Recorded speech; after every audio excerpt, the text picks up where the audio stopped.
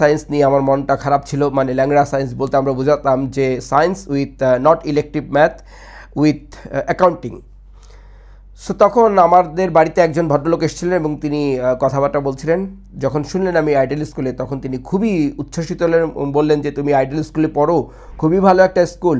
দেখো আইডিয়াল স্কুলের ছেলেরা কিন্তু অনেক বড় হয় এবং এই যে আদর্শটা, আইডিয়াল মানে আদর্শ, যে আদর্শটা তোমাদেরকে ঢুকিয়ে দেওয়া হয় শিক্ষাক্ষেত্রে বা অন্যান্য সকল ক্ষেত্রে চারিত্রিক দিক থেকে, সেটাকে সারা জীবন বজায় রেখো।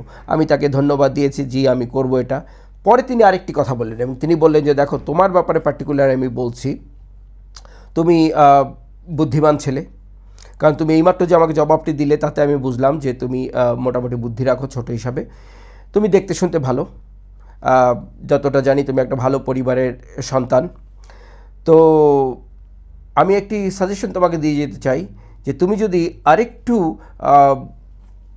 মেহনতি হও তাহলে তোমার জন্য ভালো হবে। যেমন তুমি এইমাত্র বললে না, মানে আমি ওনাকে আলোচনা করেছিলাম যে আমি ইলেকটিভ ম্যাথ পাইনি মার্কের কারণে, অঙ্কে আমার একটু খারাপ অবস্থা ছিল, এটা